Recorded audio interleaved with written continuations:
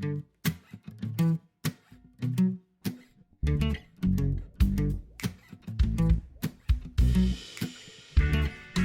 everybody. I'm Michael Carrese, welcoming you to Raise the Line with Osmosis from Elsevier, an ongoing exploration about how to improve health and healthcare.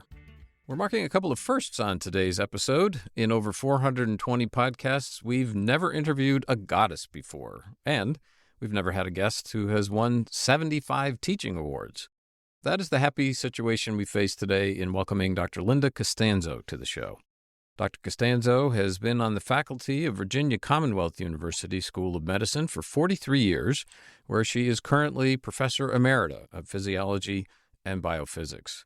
She earned the nickname Physiology Goddess for her trio of books, including Costanzo Physiology 7th edition, published by Elsevier, that have been translated into 13 languages, and altogether, there are more than 1 million of her books in print. In addition to her work in the classroom, she's held several administrative roles at VCU, including longtime course director of medical physiology, associate dean for preclinical medical education, and special assistant to the dean of medicine. And we're very happy to have you today. Thanks so much for coming. Oh, thank you so much for the invitation. So we always like to start with learning more about our guests and what drove their career choices. Your PhD is in pharmacology. Mm-hmm. And you did postdoctoral work in physiology. So what drew you to those fields? Good luck, random chance.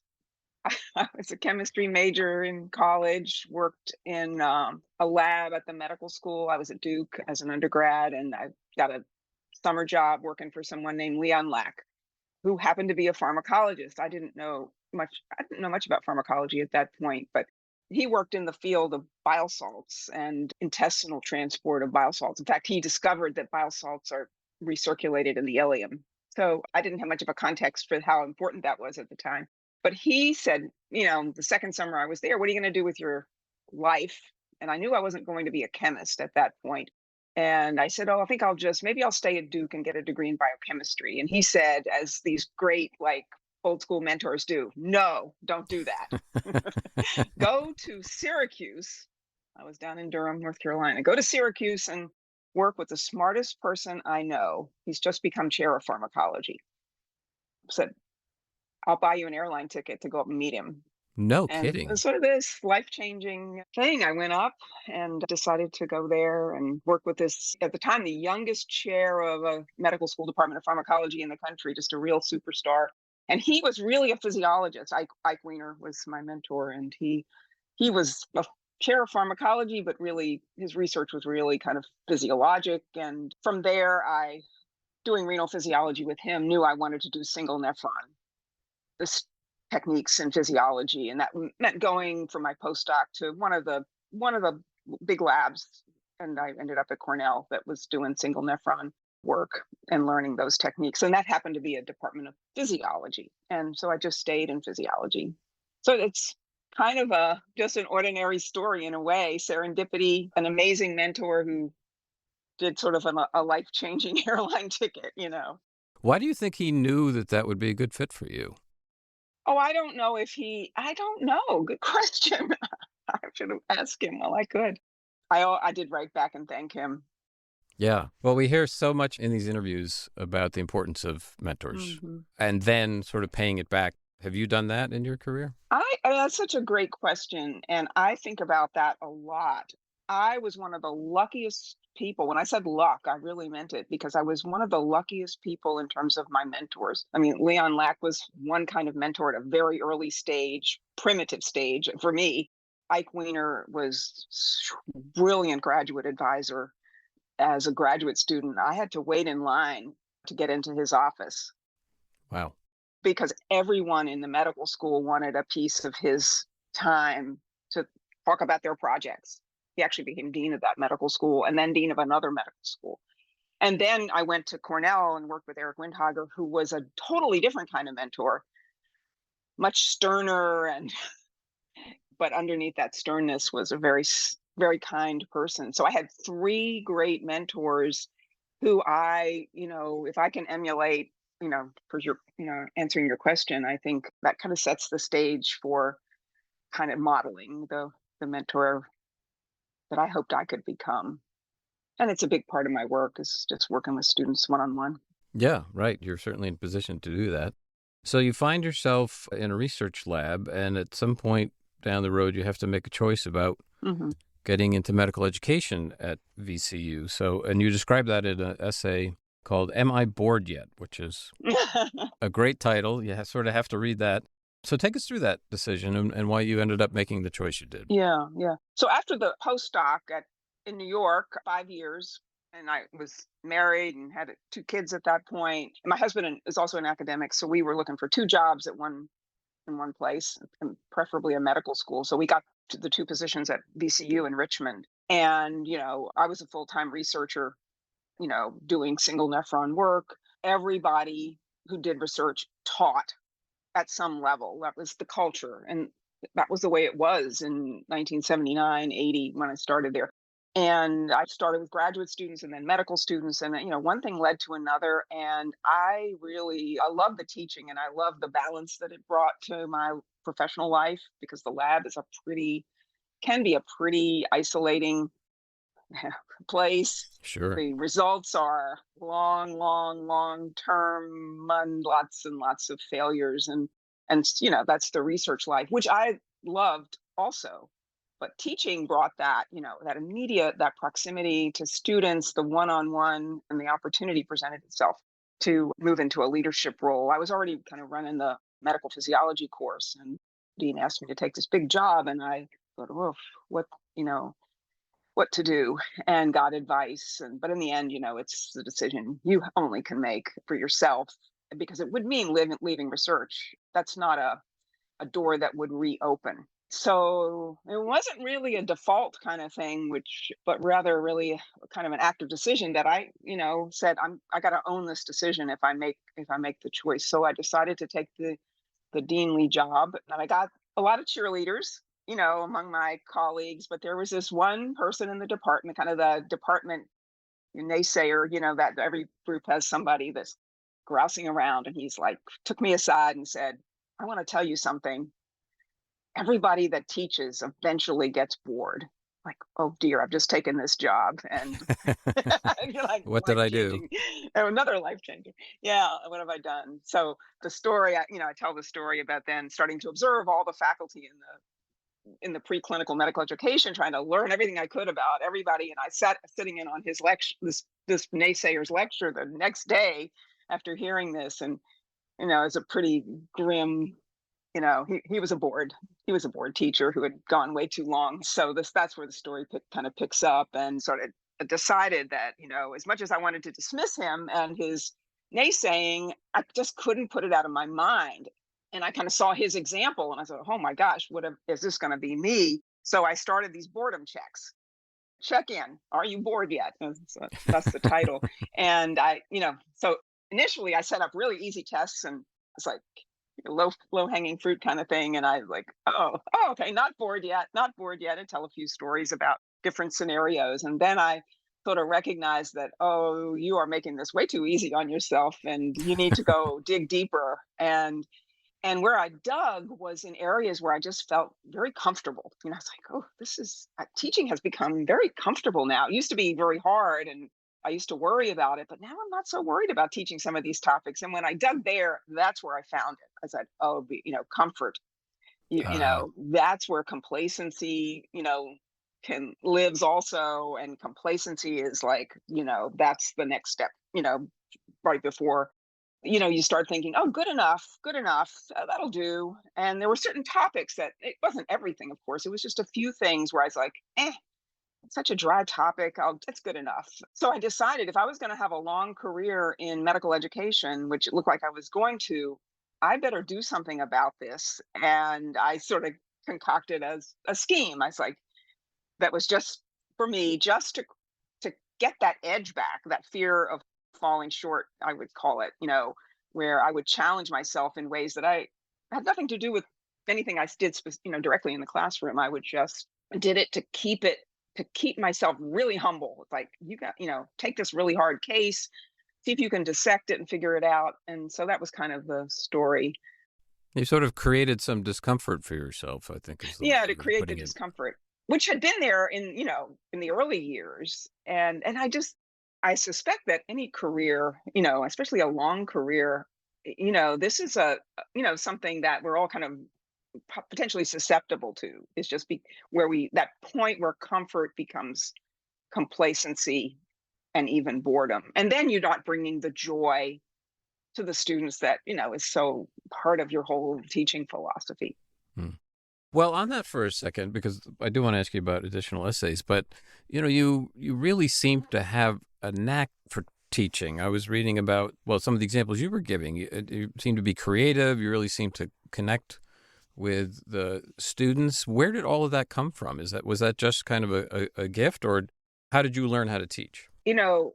It wasn't from teaching workshops sort of the beginning.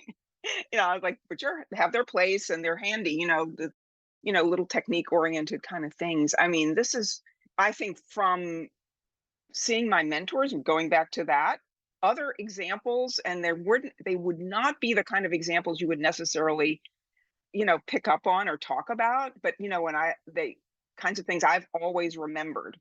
I remember a faculty member when I was back in graduate school. We come in it was actually a medical school pharmacology class. And we come in and we find out that he had been called in the middle of the night to pinch hit. I actually remember the topic he was teaching. It's opioids, pain medications. He had been called in the middle of the night to pinch hit for someone who had become ill, who was supposed to come in and guest lecture. And he got up at 2:00 in the morning. We learned, the students learned these things, and came in and gave the most brilliant lecture. That kind of memory, that it just, for whatever reason, it's so connected with me, and it sort of sets the whole philosophy of our, I don't know, that obligation to the students, the obligation to excellence, the no whining, I don't know, a whole bunch of things that are, so you asked the question, and that's what I thought of.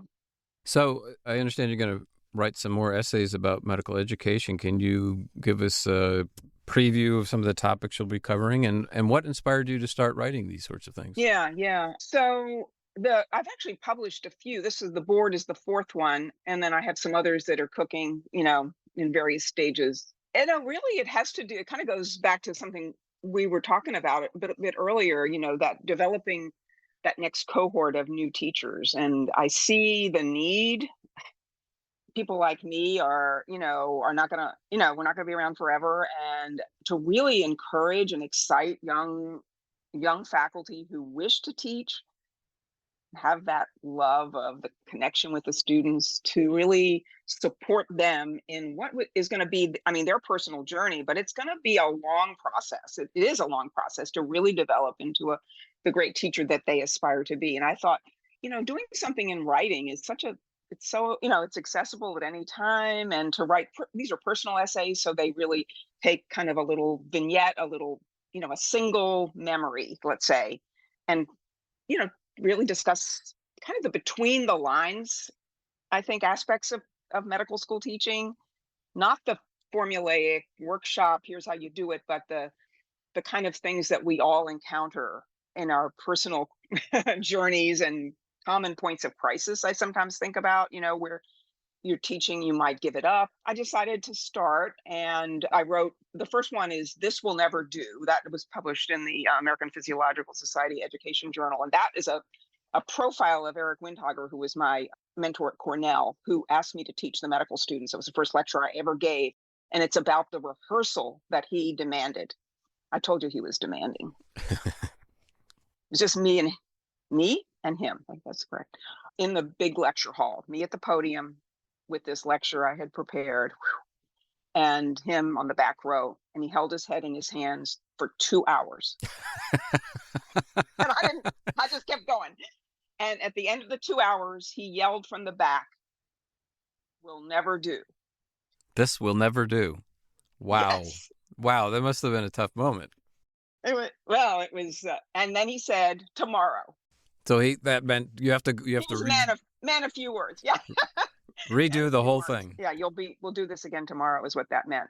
And it better be good enough for my medical students was the message. So that's the first essay I published. And that's just about that first teaching attempt. I told this story in various venues and stuff. And my colleagues are all like, and you taught again after that, Yeah, you right. thought, you should just give it up. I wrote another one, Acid Base and Me, that was published in Medical Teacher, about learning to teach a topic that you don't understand, no, that you don't fully understand or that you're afraid of, and that's what that's about. Common points of crisis, and then another one about new faculty development and faculty development workshops, and getting asked to do that and not wanting to do it the way they wanted me to do it. You know, so and then I have some other ones cooking. So it's really about that, of supporting others, whether they're sometimes medical students even who want, think that they would love to have teaching as part of their careers. I absolutely love to hear that. That's wonderful. I'd mentioned that you've won 75 teaching awards, which seems, I've never heard a number that high before. So I guess the question is, what is it that you think you do well? What are your strengths as a teacher? Mm-hmm.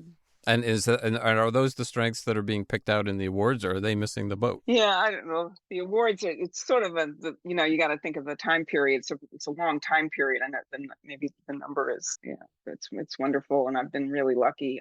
I mean, I think so, because I think students who are, they are evaluators ultimately, they're the ones that say what's working for them, and I pay attention to that.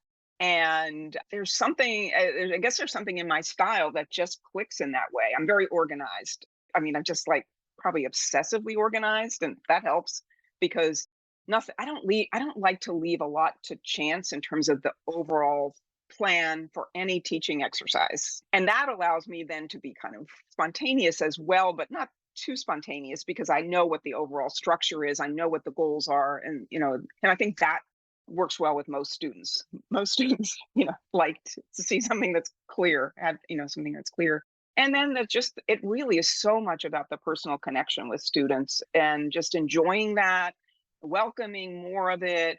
And of course, none of this happened overnight. It was a long process to get to that point. But, it's sort of like coming in every day, being the best you can possibly be for that group of students, because it's not about last year's students or how successful you were, but it's the people in front of you who, deserve the best.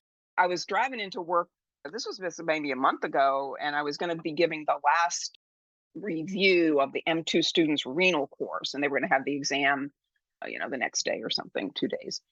And I had NPR on, and Bonnie North, she's wonderful, has a wonderful voice, and she always says in her programs, I'm going to paraphrase it, delighted to have your company today, and I thought, oh, I'll have to share that with the students today, because I felt that's how I, was sort of feeling about them. They came in for this review. They have a big exam coming in a very difficult subject matter. And it's sort of like that company idea. Yeah, I like her choice of words, to sort of do this together. So, I think that's really it. It kind of, that philosophy of welcoming all students, regardless of their where they are in their trajectory, whether they're, you know, gifted in the sciences, or whether they're always striving to keep up with the sciences, but love, people, and that the people part of medicine, whether they have a long trajectory in terms of their success. That sort of inclusiveness, I think, is a big part of it too. Mm.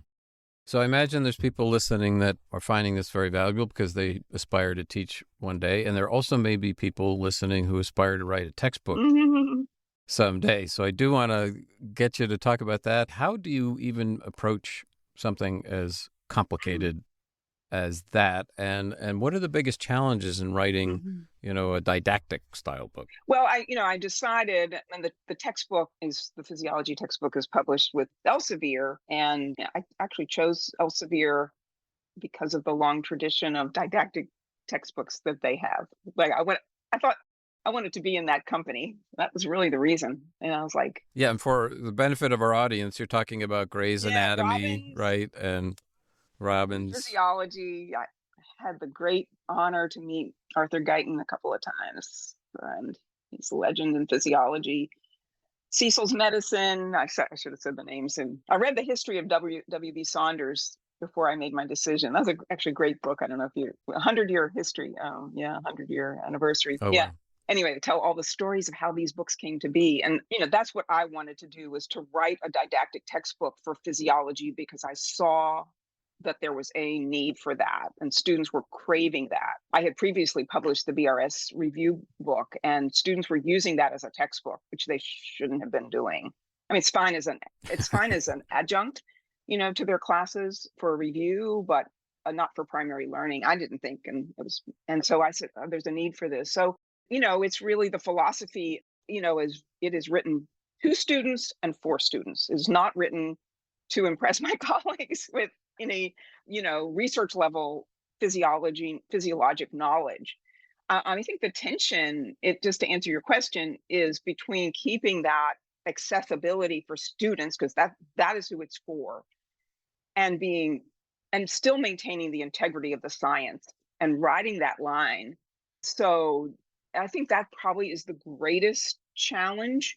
And then the other, I think, is just maintaining my philosophy and voice, which is to make it as accessible as possible, to make it as fun as possible. Fun is a big part of the whole teaching philosophy. But it's also not a word that people associate with textbooks. No, probably not. Yeah, but it should be. And I'm actually working on going to be starting the next edition, and I'm going to even make it more fun, because I just decided, why not?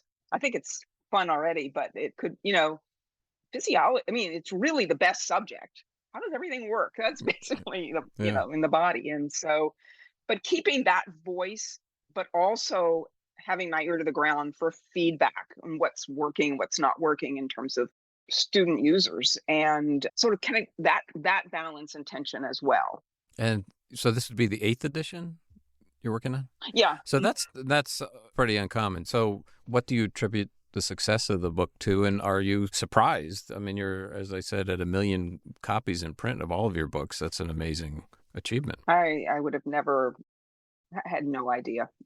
I had no idea, not really, except that I was pretty sure there was a need for a book like this. But whether I could be successful, I mean, I didn't imagine it. It feels like it's somebody else, but I just don't have that image of myself. So anyway, I think why it's lasted, I'm gathering, because this is what I hear, is that physiology is so difficult, and it is, at the level that medical students need to know physiology, it is so complex, and there are difficult concepts, and they need as much help as possible in making those connections and the stepwise kind of thinking. And that's the same thing I do. It's really what I do with my teaching, is kind of this stepwise thinking approach.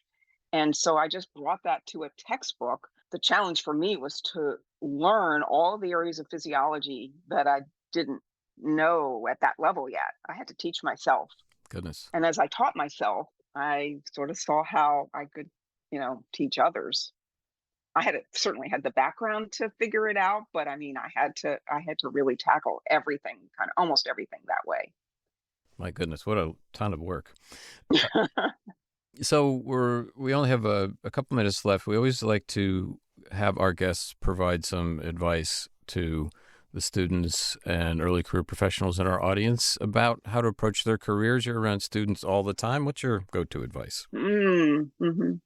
Well, I think about my own students, because that, they're my group, my people. Those are the people I know the best. And whenever I have the chance, I always encourage them to stay curious, to not be afraid to be fascinated by what they're learning.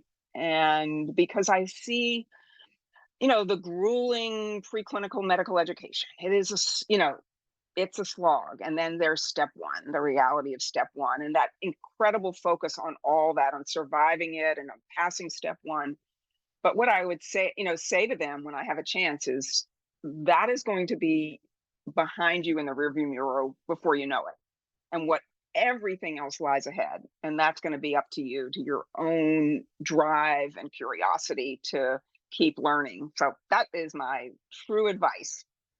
Yeah, and there's no shortage of things to learn in healthcare, because it's changing every single day. Yeah. Well, listen, Dr. Costanzo, this has really been a lot of fun. I can say that. Podcast should be fun too, and super interesting. And we really appreciate your time today. Well, thank you so much. I thoroughly enjoyed it. Have a wonderful day. You too. I'm Michael Carrese. Thanks for checking out today's show. And remember to do your part to raise the line and strengthen the healthcare system. We're all in this together.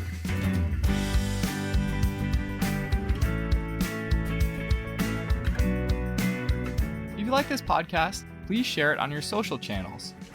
You can also subscribe to the series and check out all of our episodes at osmosis.org/raisethelines podcast.